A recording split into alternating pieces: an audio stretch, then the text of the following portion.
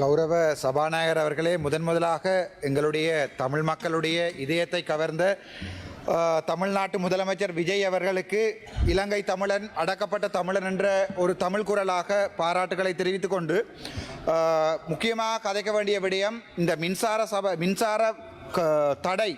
அது வடக்கு மாகாணத்தில் தீவு பகுதிகளில் மின்சாரம் என்பது வழங்கப்படுவது இல்லை என்பது ஒரு மிகப்பெரிய குற்றச்சாட்டு.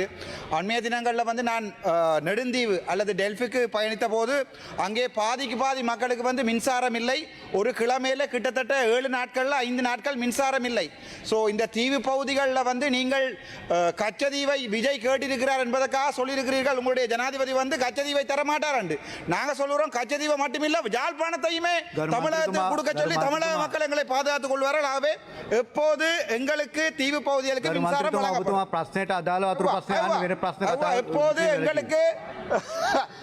எப்போது எங்களுக்கு மின்சாரம் தீவு பகுதிகளுக்கு வழங்கப்படும். அவ்வளவுதான். எனது தானை தலைவன் ஸ்ரீ சபாரத்னத்தினுடைய அவரோடு மரித்த எங்களுடைய போராளிகளுடைய நினைவு தினத்தை நாங்கள் ஒற்றுமை வாரமாக நினைவு கூறுகின்றோம். அந்த வகையிலே எங்களை தமிழீழ விடுதலை இயக்கத்தினுடைய 2 மிகவும் தாங்க முடியாத இழப்புகளை தமிழீழ விடுதலை இயக்கம் சந்தித்தது. முதலாவது 83ஆம் ஆண்டு தங்கத்துறை குட்டுமணி ஜெகன் போன்றவர்கள் சிறையிலே படுகொலை செய்யப்பட்ட போது தமிழீழ விடுதலை இயக்கத்தை ஆரம்பித்த ஸ்தாபகர்களான அவர்கள் மரித்தபோது தமிழீழ விடுதலை இயக்கம் என்ன செய்வதென்று தள்ளாடுகின்ற நிலையிலே தான் அந்த தலைமை பொறுப்பை எனது தானை தலைவன் தமிழீழ விடுதலை இயக்கத்தினுடைய பொறுப்பை ஸ்ரீயண்ணா அவர்கள் ஏற்றுக்கொண்டார். அதன் பின்பு பாரிய இந்த எங்களுடைய இனத்தின் விடுதலைக்காக எங்களுடைய இளைஞர்களுடைய அந்த ஆயுத போராட்டமானது பல வெற்றிகளை ஈட்டிய வரலாற்றை நான் தொடர்ந்து சொல்ல முடியும். நேரம் காணாத விடயத்திலே நான் அதை விட்டு சொல்கின்றேன்.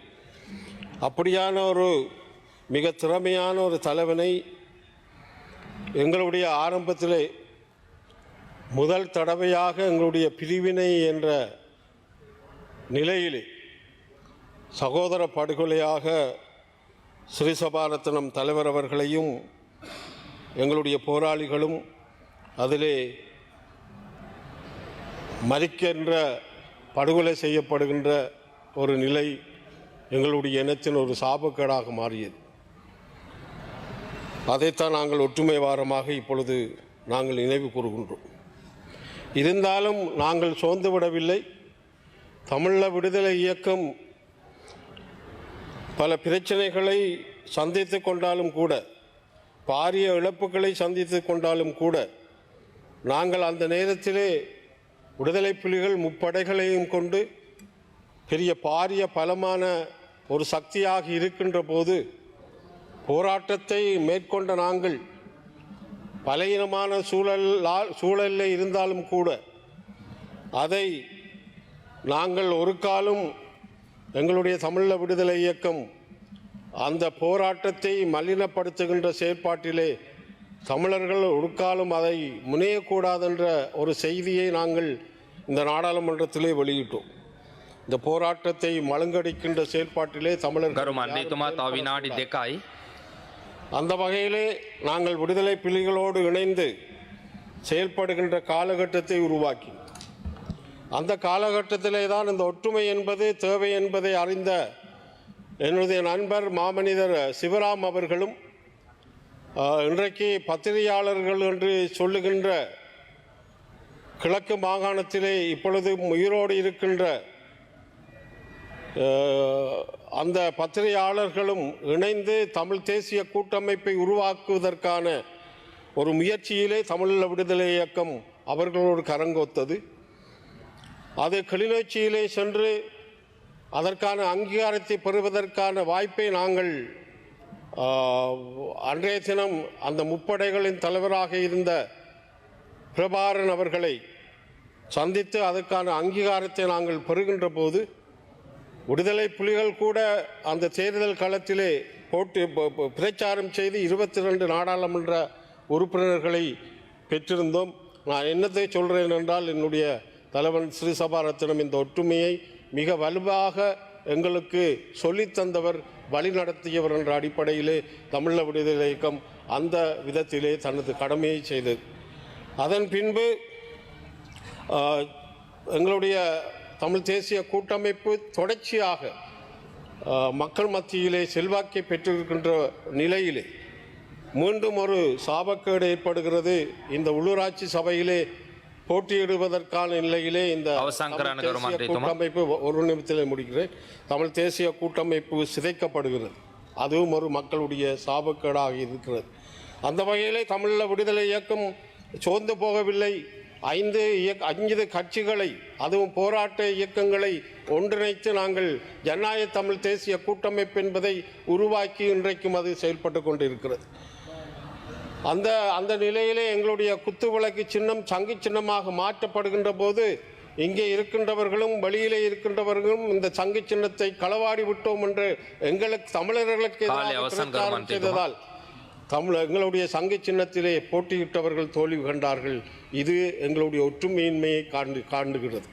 என்னை பொறுத்தமட்டிலே நான் சொல்லி முடிக்கிறேன். தலைமை தாங்கும் உறுப்பினர் அவர்களே, எங்களுடைய போராளிகள் மீது, விடுதலை புலிகளுடைய போராளிகள் மீது, எங்களுடைய இறந்த தமிழ் மக்கள் மீது ஆணையாக சொல்லுகிறேன், மீண்டும் தமிழ் தேசிய கூட்டமைப்பு உருவாக்கப்படவில்லை என்றால் எப்படி தமிழகத்திலே இளைஞர்கள் தங்களுடைய மாற்றத்தை கொண்டு வந்தார்களோ அதே போல இங்கேயும் இந்த எங்களுடைய பிரிவின் காரணமாக எம்பிபி அரசாங்கம் வடக்கு கிழக்கிலே எப்படி கால் ஊன்றியதோ அதே போல ஒரு அபாயகரமான சூழ்நிலையை நாங்கள் சந்திக்க சொல்லிக்கொண்டு ஒற்றுமையை நாங்கள் பலப்படுத்த வேண்டும். தமிழீழ விடுதலை இயக்கம் அதற்கு தயாராக இருக்கிறது என்பதை சொல்லி முடிக்கின்றேன். நன்றி, வணக்கம். வரலாற்று சாதனை படைத்த தமிழக வெற்றி கழகத்தினுடைய தலைவர் தளபதி விஜய் அவர்களுக்கு என்னுடைய வாழ்த்துக்களை முதலாவது இந்த பாராளுமன்றத்தை நான் தெரிவித்துக் கொள்கின்றேன். தமிழ்நாடு மக்களோடும் தமிழ்நாடு அரசோடும் ஈழத்தமிழருடைய பிரச்சனைகள் சம்பந்தமாக நாங்கள் வேலை செய்வதற்கு காத்து கொண்டிருக்கிறோம் என்ற செய்தியை சொல்லி ගරු ඇමතිතුමනි මේ කාරණා පිළිබඳව මම මේ පාර්ලිමේන්තුව ඇතුලේ ප්‍රශ්න කරන තුන්වෙනි අවස්ථාව මේක 2020 සිට ගරු ඇමතිතුමනි මේක 2008 ඉඳන් ආපු ප්‍රශ්නයක්. හොඳට ගියපු ආයතනයක් දේශපාලන කාරණා නිසා ලලිත් කොතලාවල මහත්තයත් එක්ක පැටලිලා ද ෆිනෑන්ස් ආයතනය බංකොලොත් ආයතනයක් බවට පත් කිරීමේ වැඩසටහන 2008 ආරම්භ කරේ. එතකොට 2008 සිට 2019 වගේ කාලයක් වෙනකොට ගරු අමාත්‍යතුමනි 2019යි 10යි 23 දිනේදී මෙම ආයතනය ද ෆිනෑන්ස් ආයතනය කැන්සල් ඒකේ ලයිසන් එක කැන්සල් කරනවා කියලා දැන 2019 ජනවාරි මාසයේදී ආයෝජකයන්ට අලුතෙන් ඇවිල්ලා ආයෝජනය කරන්න කියලා දැම්ම නෝටිස් එකක් ඇඩ් එකක් විශාල මුදලක් වෙන් කරලා. ඒ අවස්ථාවේදී රුපියල් බිලියන එකට ආසන්න ප්‍රමාණයක් මිලියන 950ක් අලුත් තැන්පතුකරුවන්ගේ මුදල් අරගෙන ඊට පස්සේ තමයි මේක වහලා දාන්නේ. ඊට පස්සේ ගරු අමාත්‍යතුමනි මේ ද ෆිනෑන්ස් ආයතනයේ හිටපු ඩිරෙක්ටර් කෙනෙක් මං හිතන්නේ ඔබතුමාලාගේ ආණ්ඩුව යටතේ මේ පිළිබඳව මේ යන ක්‍රියාවලියට පිටින් ගිහිල්ලා කොමිසමක් පත් කරන්න, එහෙම නැත්නම් අලුත් ක්‍රියාමාර්ගයක් ගන්න. මොකද සසෙක්ස් ඉන්ටර්නැෂනල් කොලෙජ් කියලා ආයතනයක් මේ ද ෆිනෑන්ස් ආයතනයේ තිබෙන මුදල් වලින් පවත්වාගෙන ගියා කියලා අපිට ආරංචි මාර්ග තියෙනවා. ඒ වගේම තමයි ද ෆිනෑන්ස් ආයතනයට අයිති බිල්ඩින් ආකාශ කඩේ, ඒ වගේ කොළඹ වටිනා බිල්ඩින් විශාල ප්‍රමාණයක් තිබුණා. එතකොට ගරු අමාත්‍යතුමනි ඔබතුමාගේ පිළිතුර ඇතුලේ විශේෂයෙන්ම තිබුණේ මේ රක්ෂණය ලබා දීම පිළිබඳ. රක්ෂණය කියලා කියන්නේ ගරු අමාත්‍යතුමනි ඒක තැන්පතුකරුවන්ට ලැබෙන වෙනම දෙයක්. හැබැයි මේ තැන්පතුකරුවන්ගේ මුදල් ඒ තැන්පතුකරුවන්ට ලබා නොදී මේ ලික්විඩේෂන් ප්‍රොසෙස් එක කරහා ද ෆිනෑන්ස් ආයතනයේ ඉන්න සේවකයන් තමන්ගේ මුදල් අරන් තියෙනවා. එතකොට මේකට ප්‍රමාණවත් 2008 මේක සෙන්ට්‍රල් බැංක් එක බාර ගන්නකොට ද ෆිනෑන්ස් ආයතනයේ වත්කම් ඒකේ තිබ්බ වගකීම් වලට වඩා වැඩි. හැබැයි ඒ වගේ තත්වයකදී ගරු අමාත්‍යතුමනි මේක හිතාමතාම මේක පිළිබඳව මම දකින විදිහට මහා විශාල කුමන්ත්‍රණයක් තියෙනවා. මොකද 2021 දී මේකේ කොමර්ෂල් හයිකෝර්ට් එකේ ගිය නඩුවේදීත් යම් එකඟතාවයකට ඒ නඩුව දාපු පාර්ශවයේ අනුමැතිය නැතුව නීතිඥවරුන් ආව කියලා තමයි. ඉතින් මම ඔබතුමාගෙන් අහන්නේ ගරු අමාත්‍යතුමනි මේ අසරණ මිනිස්සු මේ අසරණ මිනිස්සුන්ට යම් සහනයක් දෙන්න මේ ආණ්ඩුවට බැරිද මැදිහත් වෙලා අලුතෙන් කමිටුවක් දාලා. මොකද මේක ලොකු වංචාවක් මේ වෙන්නේ. ඉතින් ඔබතුමාගෙන් මගේ ඉල්ලීමක් සහ ප්‍රශ්නයක් වෙන්නේ මේ ද ෆිනෑන්ස් ආයතනයට දාපු තැන්පත්කරුවන්ට සාධාරණත්වයක් ගන්න. රක්ෂණ එක අයින් කරන්න. මිනිහි මිනිස්සෙක් කියලා ලක්ෂ 50ක් යාගේ EPF එකේ සල්ලි අරන් දාලා තියෙන්න පුළුවන්. ඉඩමක් විකුණලා දාලා තියෙන්න පුළුවන්. ඒ මුළු ප්‍රමාණයම නැති වෙනකොට මේ ලික්විඩේෂන් ප්‍රොසෙස් එක පිළිබඳ විශාල සැකයක් තියෙනවා. මේක 2008 ඉඳන් ආපු ප්‍රශ්නයක්. ගරු මන්ත්‍රීතුමා ඔබතුමාගේ ප්‍රශ්නය. ගරු අමාත්‍යතුමා. බොහොමත්ම ස්තුතියි කතානායකතුමනි ගරු මන්ත්‍රීතුමනි ඉදිරිපත් කරපු කාරණාවල අපිට තවදුරටත් අධ්‍යයනය කරලා ගත යුතු ක්‍රියාමාර්ග තියෙනවද කියලා බලන්න අපි යොසුළු වෙන්නම්. ඒ වගේම අර රුපියල් මිලියන 950 අත්පත් කර ගැනීම ඒ වෙලාවේ පැවතින නීති රීති රාමු ඇතුළෙම තමයි මේගොල්ලෝ මේ ගිහින් තියෙන්නේ. මොකද අර බලපත්‍රය අවෝසි කරනවායි කියලා නිවේදනය නිකුත් කරාට පස්සේ එතනින් ඉල්ලීම ඇවිල්ලා තියෙනවා මේක නැවත රීවයිව් කරගෙන යන්න පුළුවන් කියන කාරණේ. ඒ අනුව දීපු එකක්. කෙසේ වෙතත් අර බලපත්‍රයේ තහනම් කළාට පස්සේ ඒ අවුරුදු 4 ඇතුළතදී නැවත මුදල් එකතු කරගෙන නැහැ. ඒ සීමාවෙන් නවත්තලා තියෙනවා. ඒ වගේම අර ලික්විඩේෂන් ප්‍රොසෙස් එකේදීත් මේ සේවකයන්ට ගෙවීම සිද්ධ කරලා තියෙන අර ප්‍රෙෆරන්ෂල් පේමන්ට් ඕඩර් එකට. එතකොට තියෙන්නේ ව්‍යවස්ථාපිත ගෙවීම් කරලා සේවකයන්ට ගෙවීම් කරලා සමස්තයක් වශයෙන් ගත්තාම සුළු ප්‍රමාණයක්. නමුත් අර නීතිමය ප්‍රෙෆරන්ෂල් ඕඩර් එකේ ගිහින් තමයි තැන්පත් කරවන්ට මේ ගෙවීම සිද්ධ කරලා තියෙන්නේ. නමුත් ඔබ ඉදිරිපත් කරපු කරුණ අපි සලකලා බලන්න. ගරු මන්ත්‍රීතුමා. එකතුමනි මගේ දෙවනි අතුරු ප්‍රශ්නය තමයි ගරු අමාත්‍යතුමනි මේ වෙනකොට ලංකාව තුළ විශාල ආයතන ප්‍රමාණයක් එක එක නම් වලින් අර ප්ලාන්ටේෂන් මේ ප්ලාන්ටේෂන් එක එක නම් වලින් ලංකාවේ ඉන්න ජනතාවගේ බදු මුදල් ලොකු පොලියක් ලබා දෙනවා කියලා පොරොන්දු යටතේ විශේෂයෙන්ම දැන් නැගෙනහිර පළාතේ අපේ මම නියෝජනය කරන මගේ ගමේ සෙන්ට්‍රල් බැංකුවේ අනුමැතිය නැතුවත් සමහර ආයතන මුදල් එකතු කරන ආයතන තියෙනවා. දැන් මේ වෙනකොට ඔබතුමා දන්නවා ලංකාව තුළ සෙන්ට්‍රල් බැංක් එක කෙරෙහි මුදල් අමාත්‍යාංශය කෙරෙහි විශාල ආందోලනාත්මක තත්ත්වයක් තියෙනවා. මොකද සෙන්ට්‍රල් බැංක් එකේ අයිති මුදල් මිලියන 2.5ක් හැකර් කෙනෙක් මාර්ගෙන් ගිහිල්ලා තියෙනවා. ඉතින් ඒක නිසා මේ සෙන්ට්‍රල් බැංක් එකේ මේ කෑලි වලට කැඩීම තුළ මේ වගේ කාරණා ඉදිරි අනාගතයේදී සිදු නොවෙන්න. ඒ කියන්නේ ගරු අමාත්‍යතුමනි අපි මුදල් කාරක සභාවට මුදල් අමාත්‍යාංශයේ ලේකම්තුමා කැඳවපු අවස්ථාවේ අපි ප්‍රශ්න කරපු දේවල්ට ලැබිච්ච පිළිතුරු අපිට ගොඩක් පිළිතුරු පිළිගන්න බැපුළුවන් පිළිතුරු නෙමෙයි.